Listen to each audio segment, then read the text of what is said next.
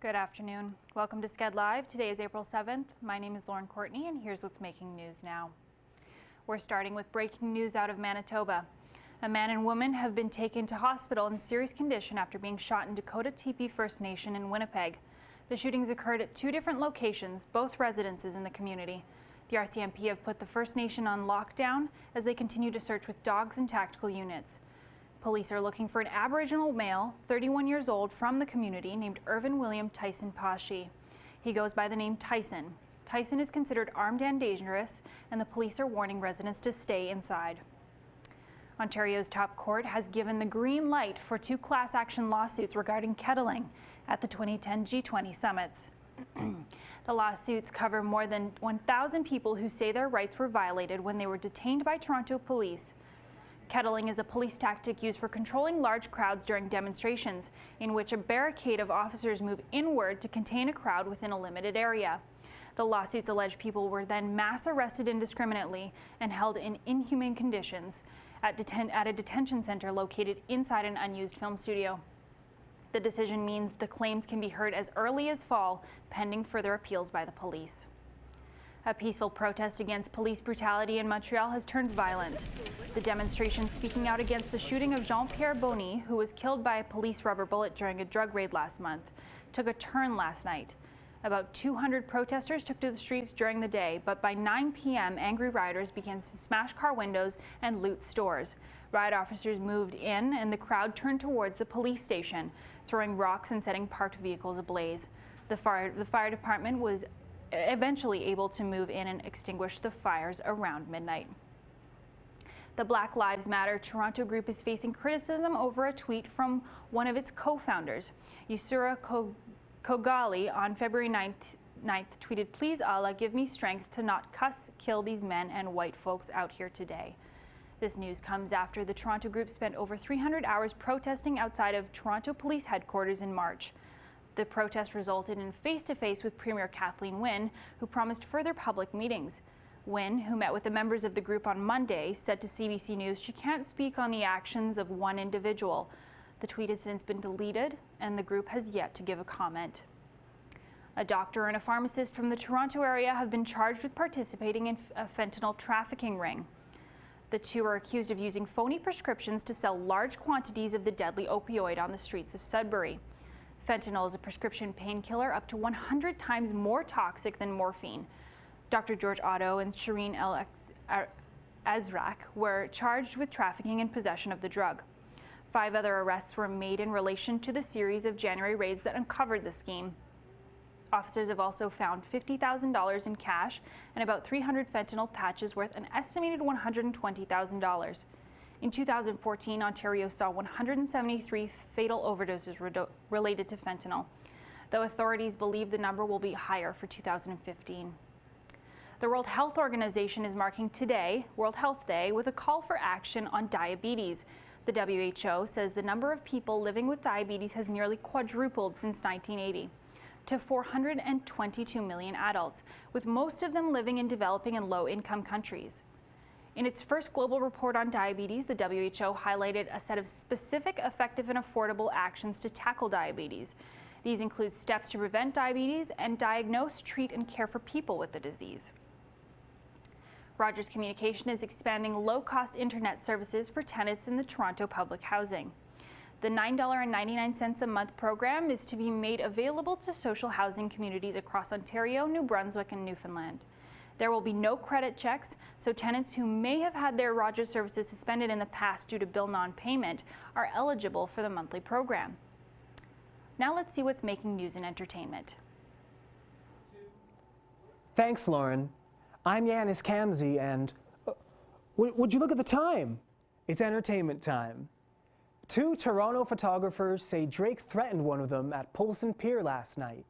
Matt Small says Drake touched down in a helicopter on the pier as Small and his colleague Michael Massey were taking photos of the city skyline at sunset. A witness says the rapper and his bodyguard attempted to grab his camera. Both the witness and accuser are photographers who say they were taking pictures of the sunset. Massey writes on Instagram, Drake touched Small's camera and said, "I'm gonna find you, Michael." Drake appeared to back down after the photographer threatened to call the police. No word from Drake's camp. A New York judge has ruled against Kesha's appeal in her legal battle against Sony Music and her former producer, Dr. Luke.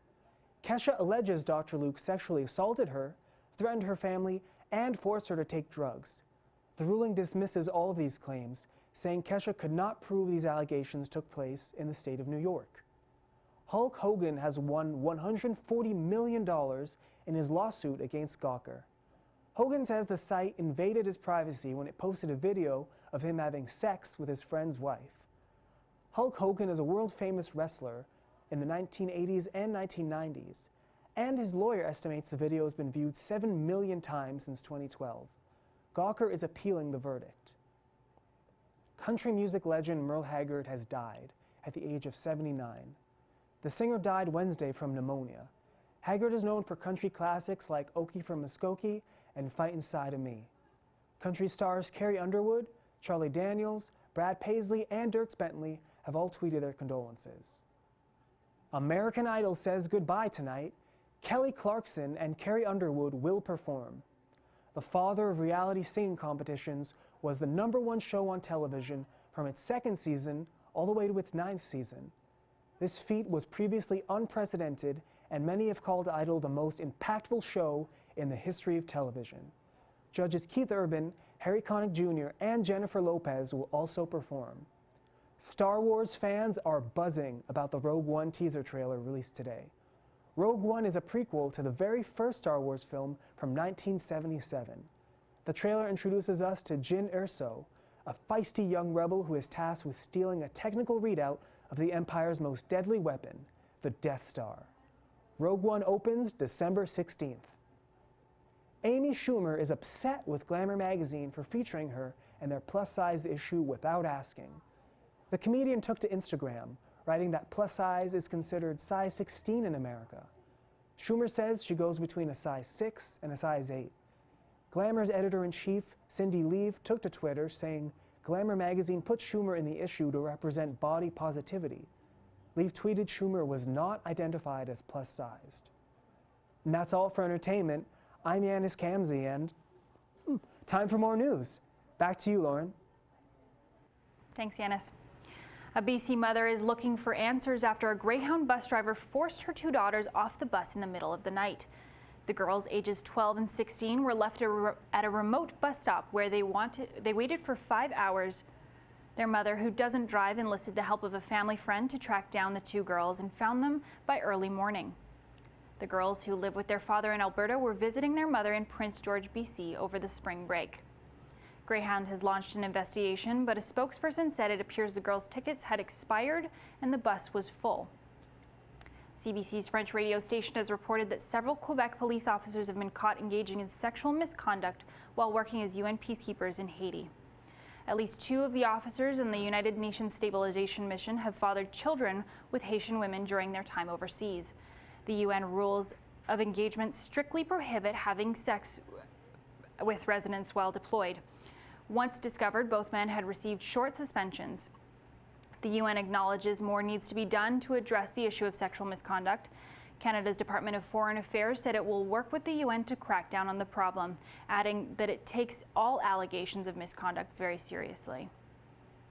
Quebec Senator and former NHL coach Jacques Demers has been hospitalized after suffering a stroke.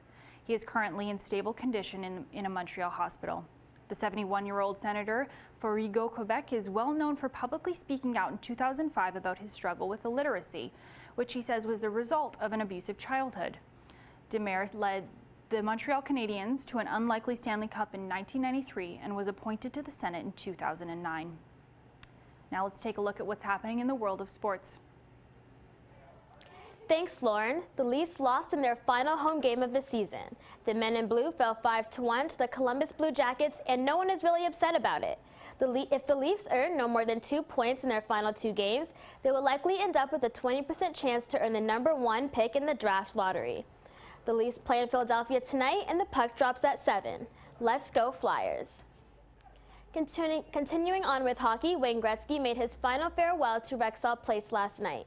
The Edmonton Oilers said goodbye to their home since 1974 and paid tribute to many of their franchise greats. In addition to Gretzky, more than 150 alumni were present for the game and post-game ceremony. Gretzky won 4 Stanley Cups as a member of the Oilers and is the all-time NHL-era points leader at Rexall with 933. The Oilers, who have already been eliminated from playoff contention, will be playing at the new Rogers Place next season.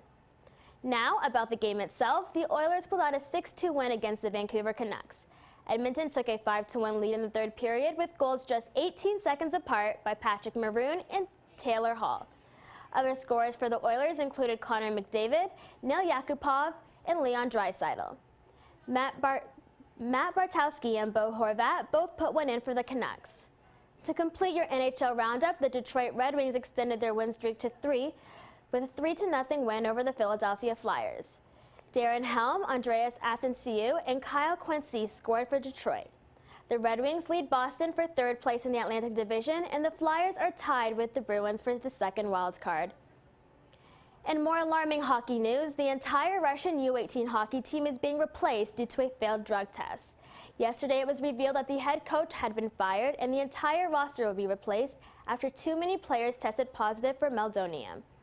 The substance was added to the banned substances list by the anti-doping agency at the beginning of the year.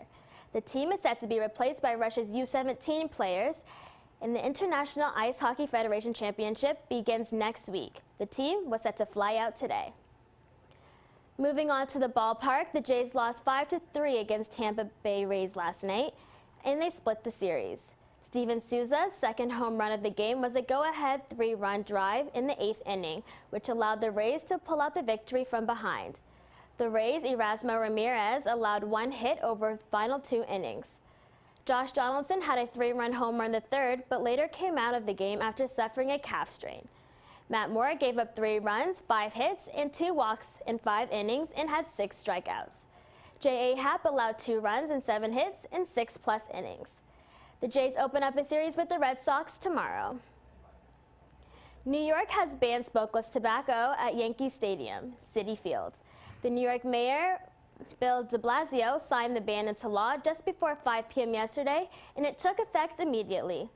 The city's new law applies to all sports recreation areas that issue tickets. New York has joined San Francisco, Boston, and LA, who have already such laws in place.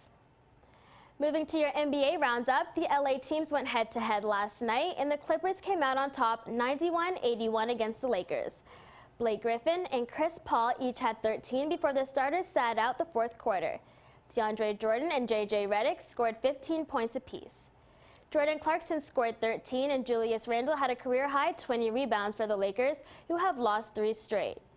Kobe Bryant scored 17, and the Lakers now have a 3-game road trip before the legend ends his 20-year career at home next Wednesday.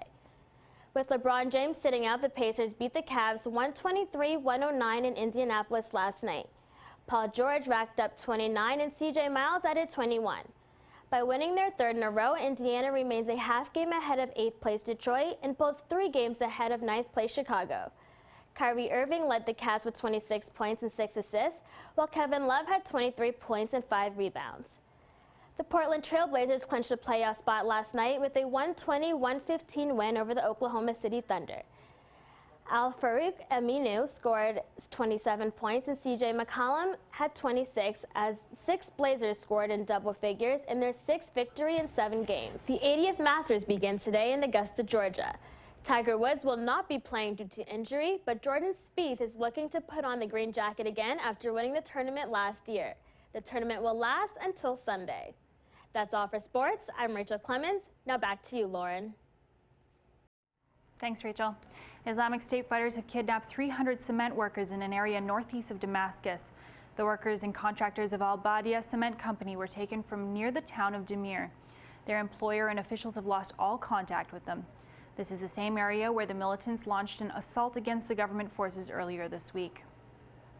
French MPs have passed a law that makes it illegal to pay for sex. The punishment for buying sexual acts now carries a potential fine of up to $5,000 US. Those convicted would also have to attend classes to learn about the conditions faced by prostitutes. It has taken more than 2 years to pass this controversial legislation because of the differences between the 2 houses of parliament over the issue. Members of the Strasse Sex Workers Union say the law will affect the livelihoods of France's sex workers, estimated to number between 30 and 40,000.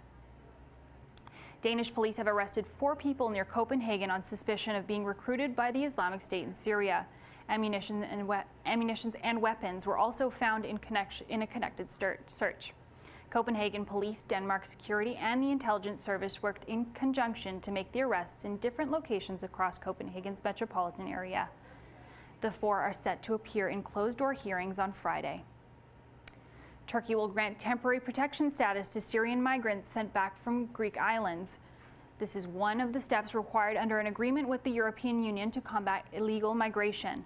The status will be given to Syrians who had illegally crossed to the islands after March 20th, 2016, and who requested protection after being readmitted to Turkey. The Turkish cabinet agreed to the new regulations during its meeting on Tuesday, and it came into effect today. So far, only people who would have been deported anyway, even without the Turkish accord, have been sent back. Now over to Reedy with the weather. Thanks, Lauren. For today's weather, it's pretty cloudy outside and it's pretty cold. We are expecting a high of 6 and a low of 2. For a 5-day weather forecast, it's going to be snowing overnight today, so we can expect snow in the early hours tomorrow. We've got a high of 3 and a low of -6. On the Saturday, also pretty cloudy. We've got a high of -2 and a low of -7. Sunday, still pretty cloudy. We've got a high of 1 and a low of -2. Temperatures warm up a little bit on Monday. It's going to be pretty messy. We can expect some rain, but we have a high of 8 and a low of 1. That's all for your 5-day weather forecast. I'm Reedy Mangat. Now back to Lauren. Thanks, Reedy. That's all the news for today. Make sure to check out our website, skedline.com, and follow us on all social media using the handle @SkedLine. My name is Laruen Courtenay. Until next time.